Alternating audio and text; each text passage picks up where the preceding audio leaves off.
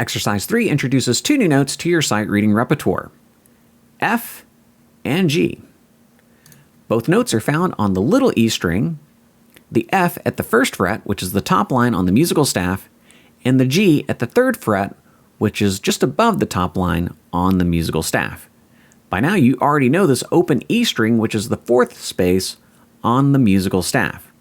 So we have an open E, a first fret F, and the third fret G. On the guitar, the little E string is open. We're going to use our first finger to play the first fret for the F note, and our third finger to play the third fret for the G note. Okay, it's time to get to work, and we're going to start with our 9 points. You can find these 9 points on the introduction page to the first E string. These points are very important at prepping a piece of music for sight reading. It's going to make you much more efficient at learning how to read music. Point number 1, the term first position, and that means the first 4 frets on the guitar. So right now we're learning notes on the little E string in first position. Point number 2, make sure you begin the exercise with a hold technique. And if you don't know what a hold technique is, you can learn about that in Level 5 in Beginner 1. And there I talk about proper fretting hand alignment. Good fretting hand alignment using the hold technique helps your sight reading because it allows you to keep your eyes on the music and off your guitar. Right now you can see I'm performing a hold technique in first position over the little E string. So with my eyes on the page, when I get to the G note, all I have to do is squeeze the third finger and I'm 100% accurate on that note. And when I get to the F note, all I have to do is keep my eyes on the page and squeeze that first finger, and I'm going to get it right every single time.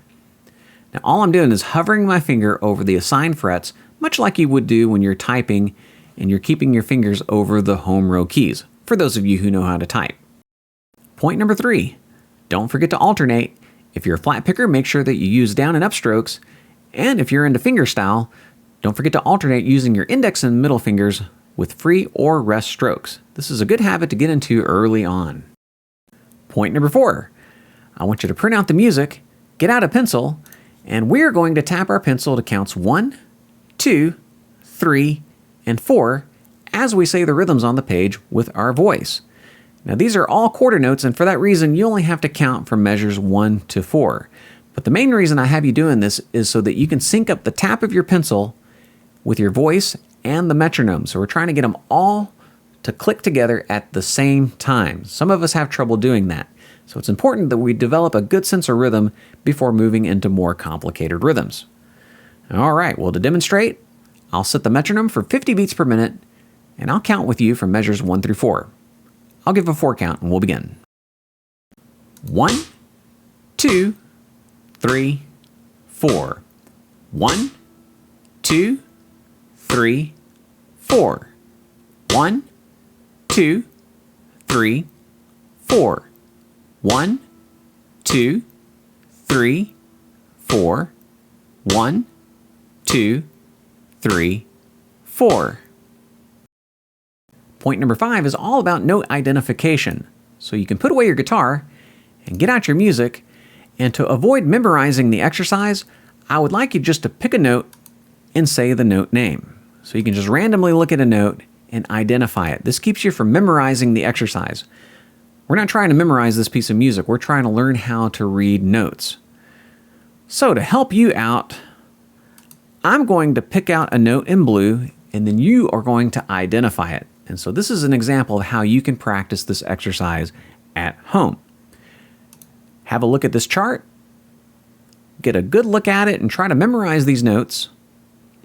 And then I'm going to go back to the music, and I'm going to pick a note, and you'll identify. So what note is this? And you would say F. And then I'll point to this note, and you will say G.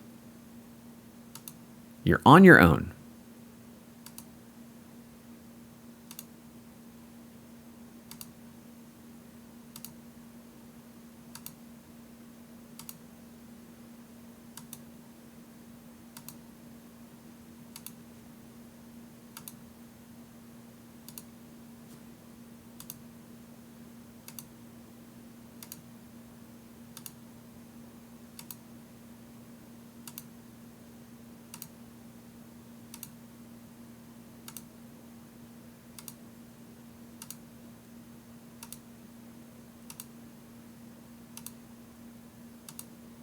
and so on. G, E, G, F, G, E. Just like that. Point number 6 will have you identifying notes on the page in rhythm without the guitar. So get out a pencil and your music, and I want you to tap your pencil to counts 1, 2, 3, and 4 as you say the note names underneath those counts. You want to go slow enough so that you can look ahead to the next note as you're saying the current note. So as you're saying this F on count 4, you're learning how to scan your eyes ahead to the G on count 1. That's going to make you a much more fluid sight reader. And to do that, you'll need to slow the metronome down slow enough so that you can achieve that. I'm going to count with you from start to finish at 50 beats per minute on the metronome. If that's too fast, you can always slow me down on the media player. To demonstrate, I'll give a 4 count, and we'll begin.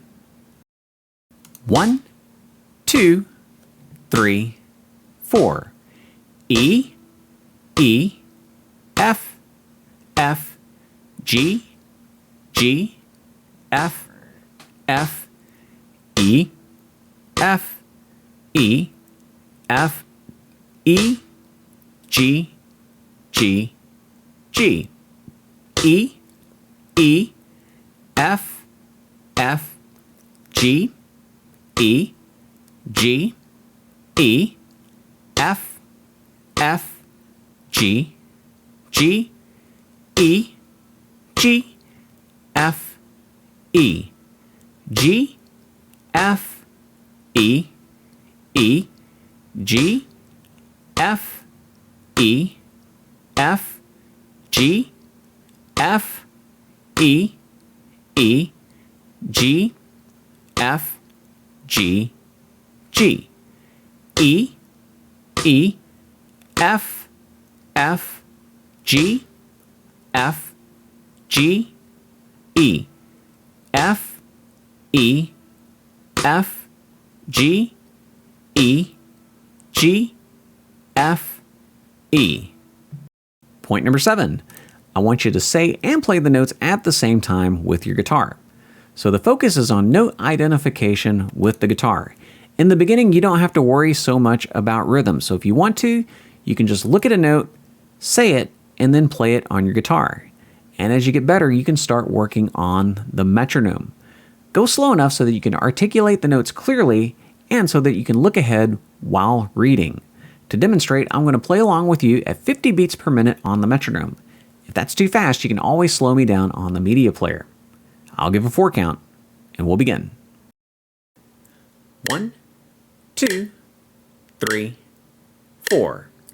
E, E, F, F, G, G, F, F, E, F, E, F, E, G, G, G, E, E, F, F, G, E, G, E, F, F, G, G, E, G, F, E, G, F, E, E, G, F, E, F, G, F, E, E, G, F, G, G, E, E, F, F, G, F, G, E, F, E, F, G, E, G, F, E. Point number 8, I want you to count and play the notes at the same time. So your focus is on note identification within the count. So go slow enough so that you can articulate those counts clearly and so that you can look ahead to the next note. To demonstrate, I'm going to count along with you at 50 beats per minute on the metronome. If that's too fast, you can always slow me down on the media player. All right, I'll give a 4 count, and we'll begin. 1, 2, 3, 4. 1, 2, 3,